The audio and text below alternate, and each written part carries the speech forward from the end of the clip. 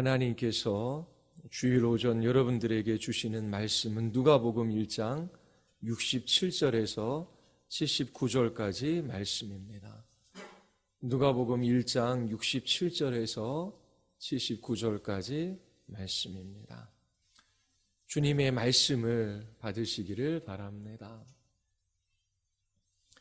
그 붙인 사가랴가 성령의 충만함을 받아 예언하여 이르되 찬송하리로다. 주 이스라엘의 하나님이여 그 백성을 돌보사 속량하시며 우리를 위하여 구원의 불을 그 종 다윗의 집에서 일으키셨으니 이것은 주께서 예로부터 거룩한 선지자의 입으로 말씀하신 바와 같이 우리 원수에게서와 우리를 미워하는 모든 자의 손에서 구원하시는 일이라.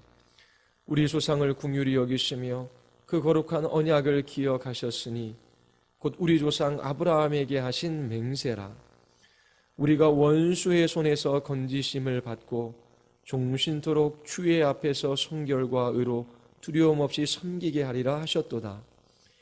이하여 내가 지극히 높으신 이의 선지자라 일컬음을 받고 주 앞에 앞서가서 그 길을 준비하며 그의 백성에게 그 죄사함으로 말미암는 구원을 알게 하리니 이는 우리 하나님의 긍휼로 인함이라. 이로써 돋는 해가 위로부터 우리에게 임하여 어둠과 죽음의 그늘에 앉은 자에게 비치고 우리 발을 평강의 길로 인도하시리로다 하니라.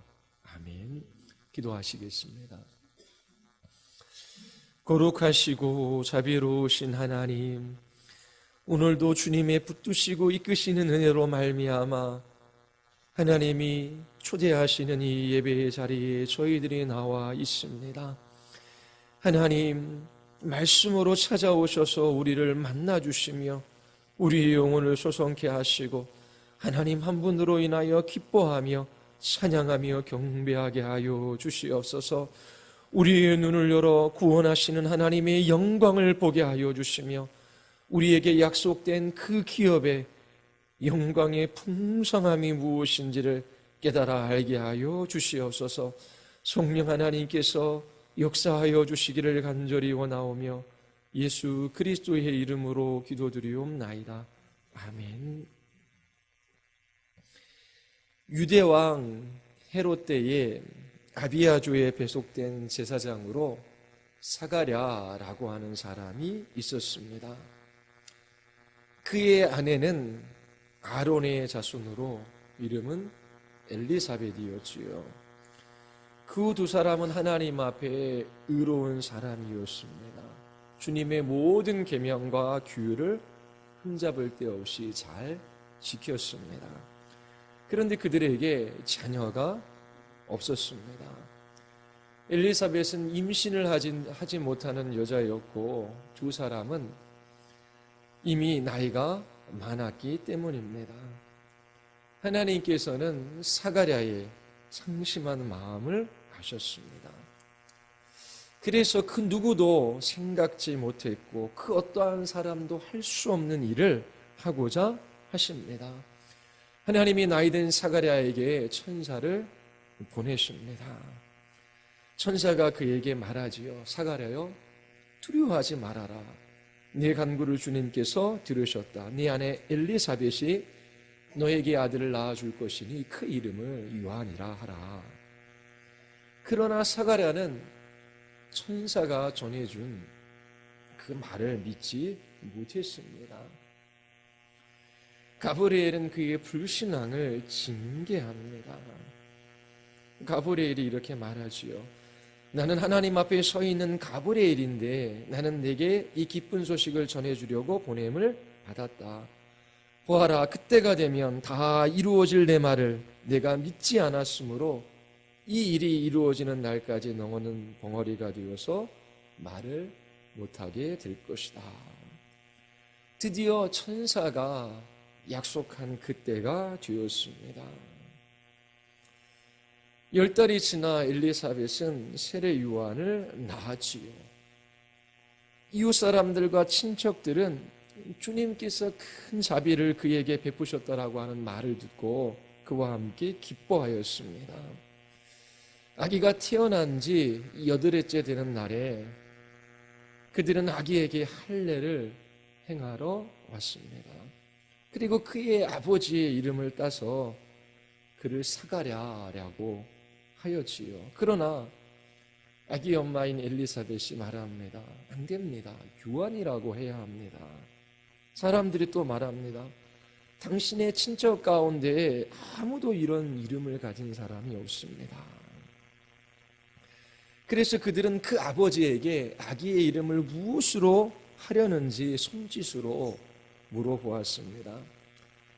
그가 서판을 달라 하여 그의 이름은 요한이다 라고 쓰니 모두들 이상히 여겼습니다. 그런데 그의 입이 열리고 혀가 풀려서 말을 하며 하나님을 찬양하였습니다. 요한의 아버지 사가랴는 성령으로 충만하여 이렇게 예언했지요. 찬송하리로다 주 이스라엘의 하나님이여 그 백성을 돌보사 속량하시며 우리를 위하여 구원의 뿔을 그 종 다윗의 집에서 일으키셨으니 이것은 주께서 예로부터 거룩한 선지자의 입으로 말씀하신 바와 같이 우리 원수에게서와 우리를 미워하는 모든 자의 손에서 구원하시는 일이라. 사가랴는 하나님의 징계를 받아 10달 동안이나 침묵해야만 했습니다. 그의 불신앙으로 인한 벌이었지요. 사가랴는 침묵하는 10달 동안 무슨 생각을 하며 어떻게 그 시간을 보냈을까요? 결론적으로 보자면 이 침묵하는 시간은 사가랴에게 형벌이 아니라 상이었습니다. 하나님께서 그 징계를 통하여 선을 이루어 가십니다. 그가 믿음으로 반응했기 때문입니다. 10달 동안 사가랴는 어떻게 보냈을까요? 말을 하지 못했을 뿐만 아니라 듣지도 못한 것 같습니다. 62절을 보면 사람들은 사가랴에게 태어난 아기의 이름을 무엇으로 하려는지 손짓으로 물어보아요. 듣지 못했다라고 하는 증거이지요. 들을 수 있었다면 말로 이제 아기가 태어났는데 무엇이라 이름을 지으면 좋겠습니까? 그러면 서판에 쓰면 되잖아요. 근데 손짓으로 아기의 이름을 무엇으로 지을런지 물어보아요. 그는 말도 못하고 듣지도 못한 것 같습니다. 그는 이렇게 하나님의 징계 가운데 침묵하는 동안 놀랍고 엄청난 일을 보게 됩니다. 그가 이 10개월 동안 기도하고 또 하나님의 말씀을 묵상하고 깊이 생각을 했습니다. 왜냐하면 그의 입이 풀렸을 때에 그의 입술에서 놀라운 찬양이 흘러나왔기 때문입니다. 그의 마음속에 가득한 말들이 그의 입을 통해서 흘러나온 것이지요. 10개월 동안 처음에는 왜 나는 하나님의 말씀을 믿지 못했을까? 그리고 왜 그렇게 부정적으로 생각하고 회의적이었을까? 나는 얼마나 어리석은 사람인가 자책했을 거예요. 그런데 그 모든 징계 가운데 그는 천사의 말을 다시금 곱씹어 보고 또 묵상하고 또 구약의 말씀들을 읽고 생각했을 것입니다. 이처럼 침묵하는 시간은 하나님의 놀랍고 위대한 역사를 보는 중요한 시간입니다. 어떤 일에 있어서 깊이 생각하며 묵상하며 여러분들이 시간을 보낸 적이 있으십니까? 일하는 시간 외에 대부분의 시간들을 어떻게 사용하고 계십니까? 여러분들이 사가랴처럼 침묵하고 잠잠히 하나님의 약속의 말씀 앞에 서서 주님이 말씀하시는 것이 무엇인지를 생각하지 않으면 여러분들의 삶 속에서 놀랍고 위대한 것을 볼 수 없습니다. 대부분의 사람들은 감각적인 것들에 매여 살아가요. 귀로 듣고 눈으로 보고 혀로 말하고 맛보며 살아가는 것에 대부분의 시간들을 할애합니다.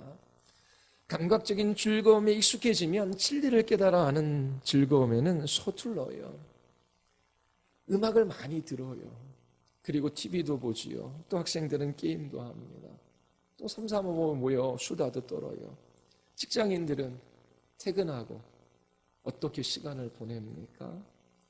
침묵하며 생각하는 시간은 거의 없어요. 그렇게 살아가면 삶에 있어서 정말 중요한 것이 무엇인지 그런 것들을 놓치며 살아갈 수밖에 없습니다. 여러분들이 10개월 동안 말하지도 못하고 듣지도 못한다라고 한번 생각해 보십시오. 자신의 이야기를 전할 수도 없고 다른 사람의 말을 이해할 수도 없습니다. 하지만 시각은 더 예민해지겠지요. 대화는 하지 못해도 사람들의 얼굴 표정과 눈빛을 보며 예전보다 더 많은 것을 알 수 있을 거예요. 그리고 예전보다 더 많은 책을 읽겠지요. 또 깨닫고 이해하는 것들을 글로 표현하려고 할 것입니다. 더 많이 기도하고 묵상할 수 있을 거예요. 이 모든 것들이 침묵 속에서 할 수 있는 일입니다. 사가랴는 이처럼 하나님이 내리신 징계 속에서 믿음으로 반응하며 그 시간들 속에서 기도하고 하나님의 말씀을 묵상하며 보냈어요. 그 징계가 선한 것으로 드러납니다. 하나님이 잠시 내리신 별이 그에게 상이 되지요. 이처럼 우리에게도 지난 제가 남긴 상처로 인한 고통이 있을 수 있어요. 그러나 여러분들이 믿음으로 반응한다면 죄로 인한 그 상처 자국은 은혜로운 기억으로 바뀔 것입니다. 죄가 넘치는 곳에 은혜도 더욱더 넘칩니다. 성령께서 사가랴에게 가르쳐 주신 놀라운 것들을 여러분들이 볼 수 있게 되기를 바라요. 그러기 위해서는 잠시 말하는 것을 멈추고 또 감각적인 즐거움을 뒤로 미루고 그 말씀 앞에 시간을 보내십시오. 그리고 생각하십시오. 주님께서 여러분들의 눈을 열어주셔서 정말 중요하고 놀랍고 위대한 것들을 보게 해 주실 것입니다. 사가랴의 찬양을 보십시오. 대부분 메시아의 구원에 대한 찬양입니다. 자신의 아들인 세례 요한에 관해서는 2구절밖에 언급하지 않아요. 76절과 77절이지요. 나머지 찬양은 오실 예수님에 관한 것입니다. 누가복음 1장 68절을 보십시오. 찬송하리로다 주 이스라엘의 하나님이여 그 백성을 돌보사 속량하셨다라고 고백합니다. 여기서 우리는 4가지 사실을 주목해 볼 필요가 있어요. 첫 번째는 사가랴의 확신입니다. 10개월 전 그는 아내가 임신할 것을 믿지 못했어요. 하나님의 말씀을 신뢰하지 않았지요. 그러나 지금 성령으로 충만한 사가랴는 오시는 메시아로 말미암은 하나님의 속량을 확신하고 있어요. 그가 속량을 확신하고 있다라고 하는 증거는 그가 사용한 시제를 보면 알 수 있습니다. 하나님께서 그의 백성을 돌보사 속량하실 것이다 라고 말하지 않고 하셨다라고 하는 과거 시제를 사용해요. 믿음의 눈으로 바라볼 때에 하나님의 약속은 이미 사가랴 안에 이루어진 것과 마찬가지입니다. 사가랴는 말씀 속에서 하나님을 붙드는 법을 배웠어요. 그리고 확신을 가질 수 있었습니다. 하나님께서 그의 백성을 돌보시고 속량하셨다라고 하는 확신에 찬 고백을 사가랴가 쏟아놓고 있습니다. 두 번째, 68절에서 하나님이 그의 백성을 돌보신다라고 하는 것을 우리가 볼 수 있습니다. 돌본다라고 하는 이 두 단어는 두 가지 의미가 있어요. 하나는 도움을 주기 위하여 살피는 것입니다. 또 하나는 살피뿐만 아니라 직접 찾아오는 것이지요. 룻기서 1장 6절에 보면 그 여인이 모압 지방에서 여호와께서 자기 백성들을 돌보시사 그들에게 양식을 주셨다함을 듣고 사사시대에 흉년이 듭니다. 가나안 땅을 떠나는 백성들이 있어요. 그런데 하나님께서 그렇게 황폐한 가나안 땅을 돌보아 주십니다. 그 말은 하나님께서 도움을 주시기 위하여 자세히 살피시고 또 그들 가운데 찾아오신다라고 하는 말입니다. 수세기 동안 유대민족은 하나님께 버림받은 것 같았어요. 더 이상의 선지자도 없었고 예언도 주어지지 않았습니다. 이스라엘 민족은 로마의 손에 넘어갔어요. 이스라엘의 경건한 사람들은 메시아가 오기만을 기다리고 있었습니다. 누가복음 2장 25절을 보면 의롭고 경건한 시므온은 이스라엘의 위로를 기다리는 사람이었어요. 또 기도하며 금식하며 예루살렘의 속량을 기다리던 한나라고 하는 여서신자가 있었지요. 그들 모두 메시아가 오시는 대망의 날을 바라보고 있었습니다. 지금 그토록 그렇게 오랫도록 기다리던 일들이 일어나고 있습니다. 하나님께서 그 백성을 돌보시고 계시다라고 하는 이 사실을 발견할 수 있습니다. 세 번째, 하나님께서 그 백성을 속량하십니다. 그 백성을 속량하시는 하나님을 볼 수 있어요. 사가랴는 메시아가 그 백성을 속량하시기 위하여 십자가에서 죽으셔야만 한다라고 하는 것을 생각지 못했을 거예요. 메시아는 많은 고난을 겪어야만 했고 사람들로부터 수치와 모욕을 당해야만 했습니다. 그리고 죽음을 당하고 사흘 만에 부활하셨지요. 구약 성경은 이미 이러한 일들이 일어날 것을 여러 곳에서 암시하고 있습니다. 이사야 53장도 그 중에 하나입니다. 그러나 유대인 중 그 누구도 이것을 이해하는 사람이 없었어요. 사가랴는 하나님이 당신의 백성들을 돌보아 속량해 주실 것을 찬양하고 있습니다. 아마도 그는 하나님께서 이스라엘 자손을 종되었던 애굽 땅에서 구원해 내셨던 것처럼 이제 이스라엘 백성들을 로마의 압제로부터 속량해 주실 것이다 라고 생각했을 것입니다.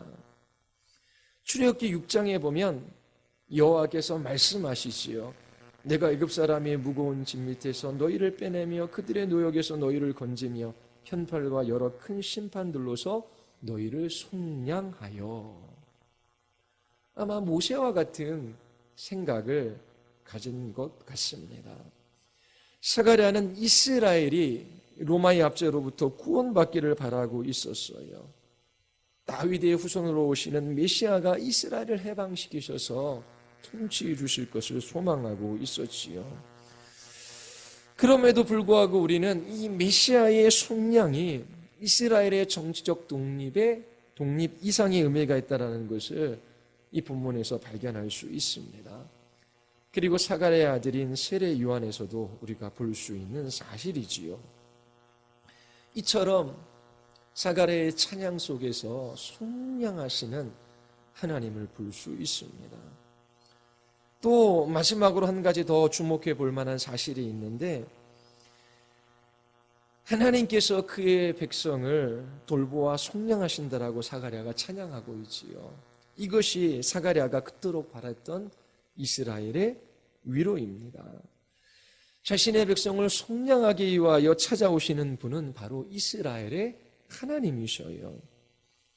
하나님의 백성은 이스라엘 민족입니다. 그들은 선택을 받았고 그들 가운데 하나님의 약속의 말씀을 두셨어요. 하나님은 먼저 이스라엘 백성들을 위하여 오셨습니다. 예수님이 마태복음 15장 24절에서 이렇게 말씀하셔요. 나는 이스라엘의 집에 잃어버린 양 외에는 다른 데로 보내심을 받지 아니하였노라 말씀하시지요. 그러나 사가랴의 이 찬양을 보면 하나님의 속량이 이스라엘 민족을 넘어서고 있다라고 하는 것을 알 수 있어요. 이 속량이라고 하는 이 말의 의미는 속전을 내고 놓아주는 거예요. 노예로 팔린 사람이 있습니다. 그 주인에게 값을 지불하고 그 노예에게 자유를 주는 것이지요. 그래서 속량은 구속, 해방, 자유라고 하는 그런 의미를 가지고 있습니다. 사가랴는 오시는 메시아로 말미암은 이 이스라엘 민족의 속량을 보고 있습니다.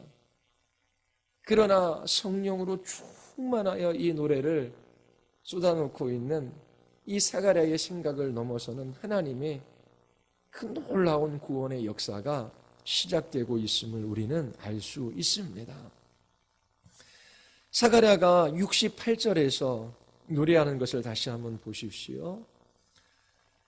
우리 같이 한번 읽어볼까요? 68절 다 같이 시작.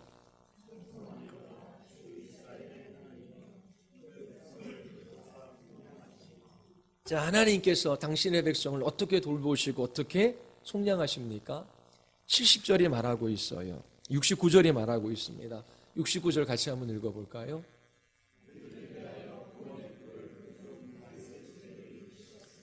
자, 구원의 뿔을 다윗의 집에서 일으키셨다라고 찬양합니다. 세례 요한에 대한 이야기가 아니라 예수님에 대한 이야기지요. 예수님이 구원의 뿔이십니다. 자, 여기서 뿔은 나팔 같은 악기를 말하는 것이 아닙니다. 들소의 뿔입니다. 이 뿔은 치명적인 살인 무기가 될 수 있어요. 신약에서 예수님을 뿔이라고 부르는 것은 이 본문밖에 없습니다. 그러므로 이 뿔이 무엇을 상징하는지 이해하기 위해서는 구약을 살펴보아야만 합니다. 사가랴는 구약에서 이 뿔의 이미지를 가지고 왔을 거예요. 시편 92장 92편 9절과 10절은 뿔이 상징하는 바가 무엇인지를 우리에게 알려주고 있어요. 여호와여 주의 원수들은 패망하리이다. 정녕 주의 원수들은 패망하리니 죄악을 행하는 자들은 다 흩어지리이다. 그러나 주께서 내 뿔을 들소의 뿔같이 높이셨으며 내게 신선한 기름을 부으셨나이다. 뿔은 힘과 승리의 수단을 상징합니다. 미가서 4장 13절을 보면 하나님이 예루살렘을 향하여 이렇게 말씀하셔요.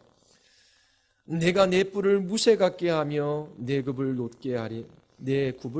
같게 하리니 내가 여러 백성을 쳐서 깨트릴 것이라. 들소의 뿔은 고대 근동 지방에서 강력한 힘, 엄청난 힘을 상징해요. 그리고 승리를 가져다 주는 수단을 의미합니다. 70절은 구원의 뿔이 오시는 것은 오래전에 예언된 것이라고 말해요. 시편 132편 17절의 말씀이 이것을 말합니다. 내가 거기서 다윗에게 뿔이 나게 할 것이라. 내가 내 기름 부음 받은 자를 위하여 등을 준비하였도다. 들소의 뿔이 자라 강철같이 될 때에 적들은 위협을 느껴요. 두려워합니다. 구약에서 하나님은 이스라엘 백성들에게 승리를 가져다 주시는 분이에요. 이스라엘 백성들을 위해 대신 싸우시는 분으로 묘사합니다. 하나님께서 이스라엘 백성들의 적들을 무릎 꿇게 하시며 이스라엘에게 승리를 가져다 주시는 분으로 구약은 묘사합니다. 바로 하나님이 이스라엘의 힘이시며 또 승리를 가져다 주는 수단이십니다. 사무엘하 22장 3절에 보면 내가 피할 나의 반석이 하나님이시여 나의 방패시여 나의 구원의 뿔이시여 나의 높은 망대시여 그에게 피날 나의 피난처시여 나의 구원자시라. 나를 폭력에서 구원하셨도다. 하나님은 다윗을 사울의 손에서 구원해내셔요. 다윗이 구원받은 후 지은 시가 시편 18편인데 사마 22장 3절의 말씀과 유사합니다. 여호와는 나의 반석이시요 나의 요새시요 나를 건지시는 이시요 나의 하나님이시요 내가 그 안에 피할 나의 바위시요 나의 방패시요 나의 구원의 뿌리시요 나의 산성이시로다.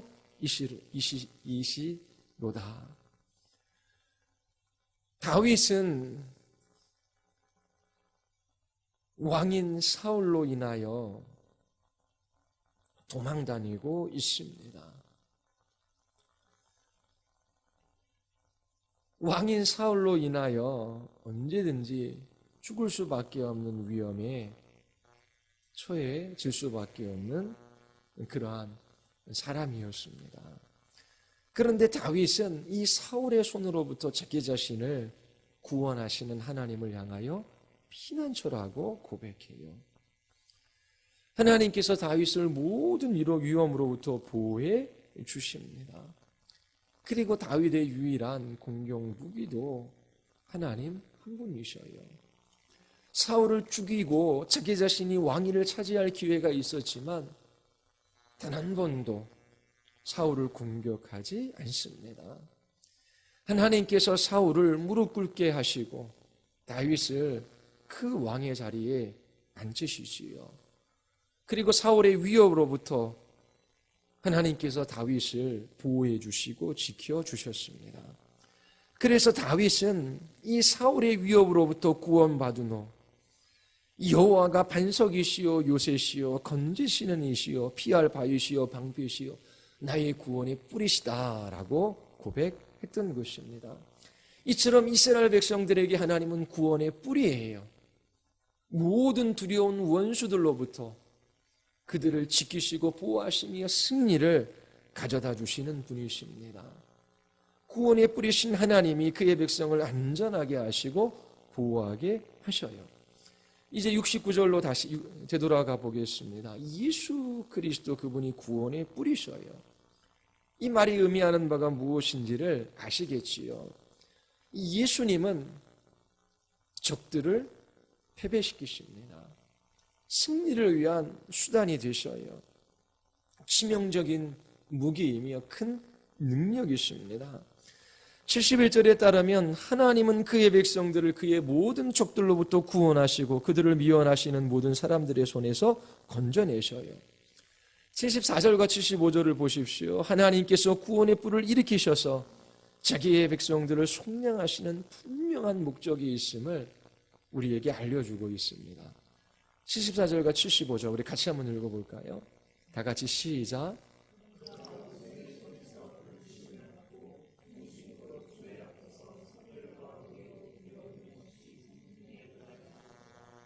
자, 하나님께서 구원의 뿔을 일으키셔서 우리를 원수의 손에서 건지셔요. 그 목적이 무엇입니까? 두려움 없이 주님을 섬기게 하는 거예요. 평생 동안 주님 앞에서 거룩하고 의롭게 살아가게 하는 것이지요. 구원의 뿔을 일으키신 하나님의 목적은 단지 억압받는 백성들의 해방에만 있지 않아요. 주님을 신뢰함으로 두려움 없이 살아가는 거룩하고 의로운 백성들을 만드시기 위함입니다. 68절에서 말하는 속량, 이 구속, 이 자유 해방은 적들에 대한 두려움으로부터의 속량을 말합니다. 그리고 모든 불의로부터의 속량을 말해요. 하나님께서 그 두려움으로부터 우리를 자유하게 하시고 불의로부터 우리를 속량해 주실 때에 우리는 두려움 없이 하나님을 섬기는 거룩하고 의로운 백성들이 될 수 있기 때문입니다. 사가랴는 언젠가는 일어날 이스라엘 백성들의 속량을 생각했어요. 그렇다라고 할지라도 그는 성령 하나님의 인도하심 가운데 하나님의 돌보심과 속량에 대한 분명한 찬양의 고백을 쏟아놓고 있습니다. 그것은 영적인 변화와 영적인 전쟁을 의미해요. 하나님께서 모든 불의로부터 우리를 속량해 주셔서 거룩하고 의로운 백성들로 만드셔요. 영적인 변화를 일으키시는 것이 속량의 의미입니다. 그리고 우리들에겐 악한 원수 대적이 있지요. 사단이 우는 사자처럼 우리를 삼키려고 합니다. 그 으르렁거리는 사자와 같은 이 사단을 대적하며 승리할 수 있는 길을 우리에게 열어 놓으셨어요. 예수 그리스도 그분이 구원의 뿌리시기 때문입니다. 이것은 단지 예수님이 이스라엘의 해방자라고 하는 의미가 아닙니다. 예수님은 우리를 위한 구원의 뿔로서 모든 원수들을 패배시키시는 승리자셔요. 하나님이 그의 백성들을 속량하시는 데는 분명한 목적이 있습니다. 두려움 없는 의로운 사람들을 모으시는 거예요. 그렇게 하시기 위하여 이 두려움과 이 불의를 정복하셔야만 했습니다. 사가랴의 노래가 우리에게 기쁜 소식인 이유는 하나님께서 이 구원의 뿔을 일으키셔서 우리를 모든 두려움으로부터 자유케 하시고 그리고 모든 불의로부터 우리를 해방시키셔서 우리를 거룩하고 의롭게 만드시기 때문입니다.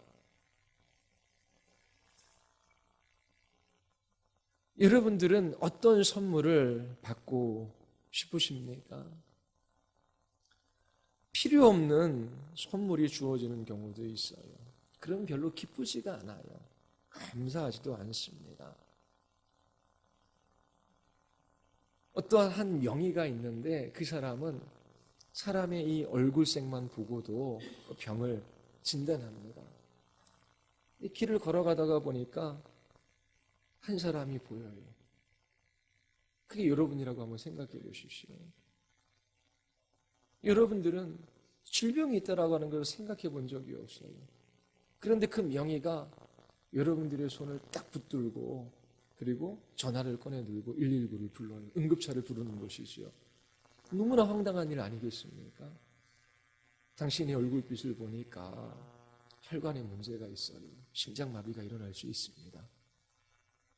뭐 그렇게 한번 진단했다라고 생각해 보십시오. 자기 자신이 질병이 있다라고 하는 것을 알지 못하면 사이렌 소리를 울리며 그렇게 급하게 달려오는 그 응급차가 반갑지는 않지요. 그런데 심장마비로 쓰러져 곧 죽게 된 사람에게는 그 응급차가 너무나 귀한 선물입니다.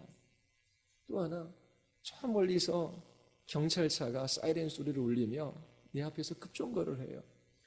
너무나 시끄럽고 귀찮은 일이지요. 저렇게 달려와서 큰 소리로 사이렌을 울리며 여기에 왔나 생각하겠지요. 그런데 나를 노리는 강도가 있었어요. 어떤 사람이 보고 대신 신고를 해준 거예요. 자, 보십시오. 자기 자신이 질병에 걸려있다라고 하는 것을 알지 못하면 심장마비로 곧 쓰러져 죽을 수밖에 없는 사람이라는 것을 알지 못하면 응급차가 반가운 선물일 수 없어요. 그리고 곧 강도의 위협을 받아 목숨이 위태로울 것이라고 하는 것을 알지 못하면 경찰차의 사이렌이 반가운 선물일 수 없는 것이지요.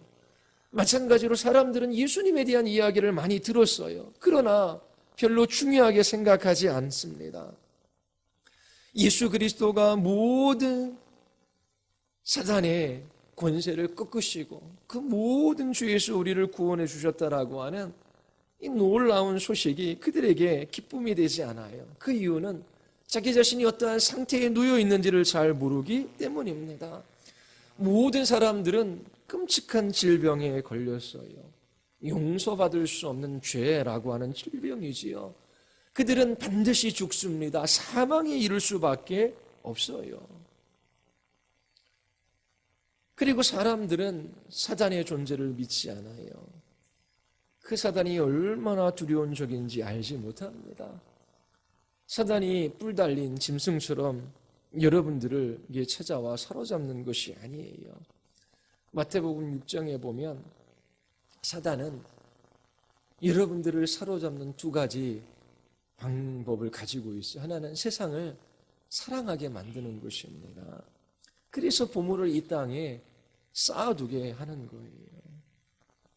이 세상에 있는 것들을 소유하면 행복하고 즐겁고 좋을 것이라고 그렇게 속여요. 이 세상이 전부이고 모든 것인 것처럼 살아가게 만듭니다. 이 세상에 있는 것들을 사랑하며 이 세상에 있는 것들을 의지하게 만들어요.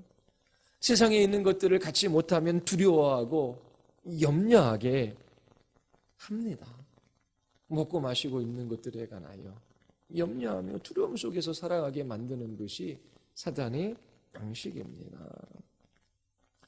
이처럼 모든 사람들은 죄라고 하는 끔찍한 질병에 걸려 있어요. 그들은 곧 죽고 맙니다.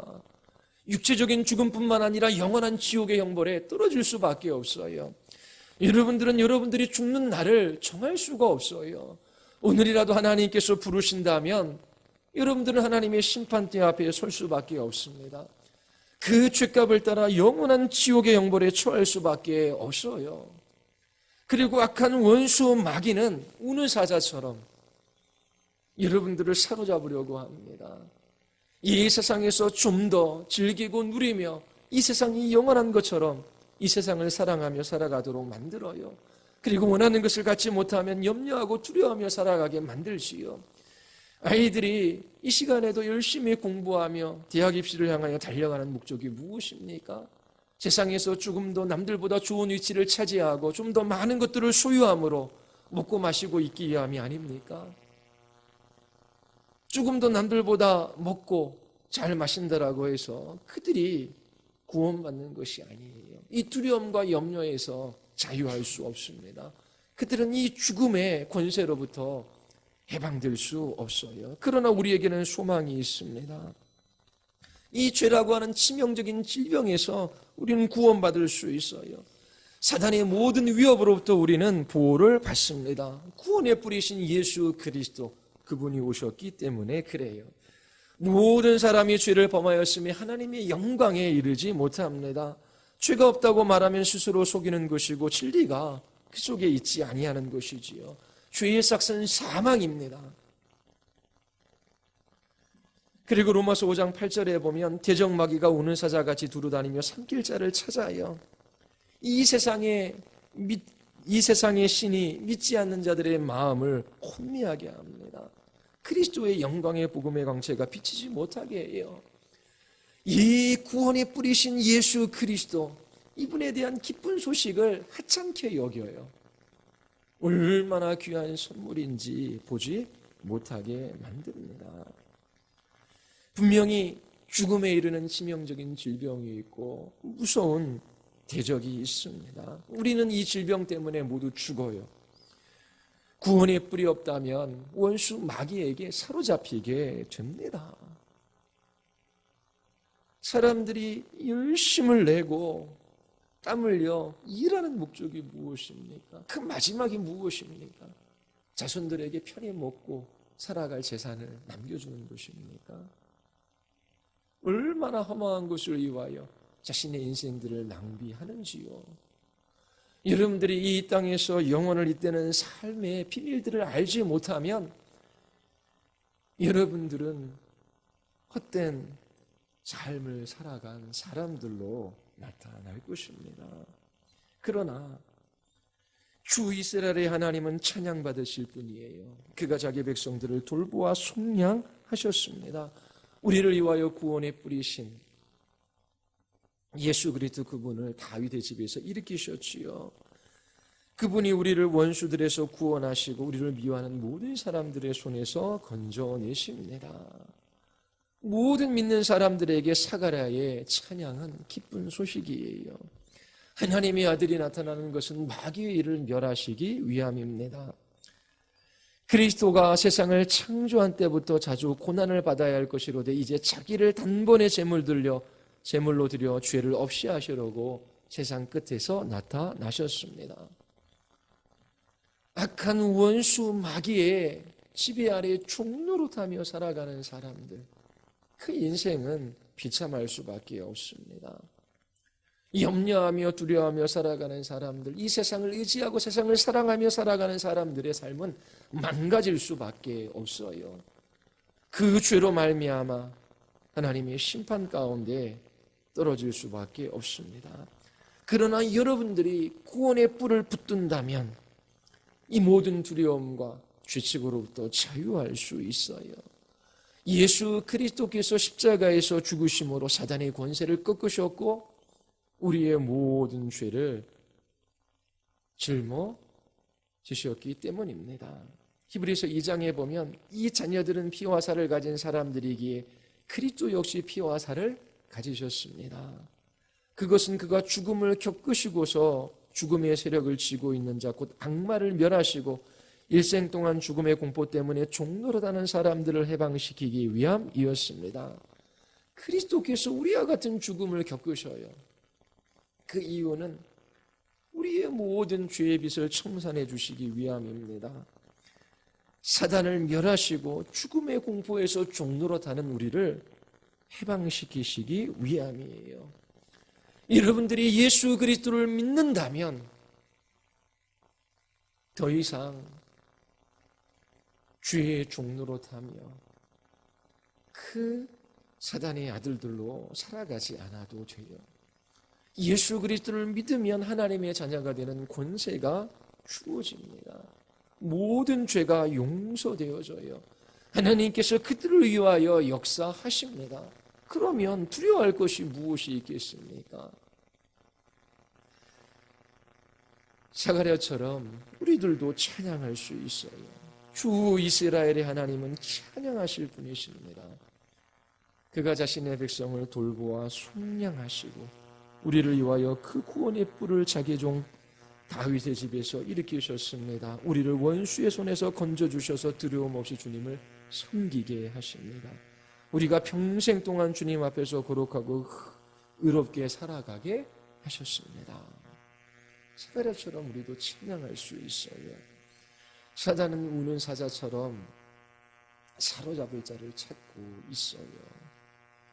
그러나 그리스도를 피난처여 구원의 뿔로 삼는 사람들을 결코 해할 수 없습니다.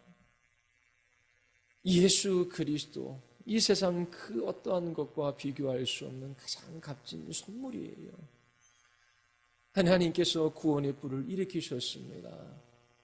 이 사가랴의 찬양이 여러분의 입에서도 날마다 터져 나오기를 바라요. 모든 원수를 패배시키시고 그 손에서 우리를 건지셨어요. 우리를 모든 죄로부터 속량하셔서 거룩하고 의로운 하나님의 자녀가 되게 하셨습니다.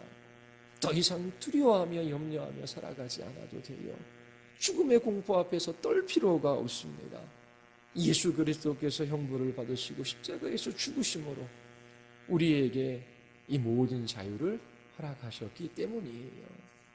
예수 그리스도 구원의 뿌리신 주님 바라보시기를 바랍니다. 여러분들이 사가랴처럼 날마다 새 노래로 주님을 찬양하며 예배할 수 있게 되기를 바랍니다. 기도하시겠습니다. 우리 시간 기도할 때에 하나님, 분주한 일상적인 삶 가운데 감각적인 즐거움이 우리의 마음을 빼앗기고 정말 중요하고 위대하고 가치 있는 것이 무엇인지를 보지 못하며 살아갑니다.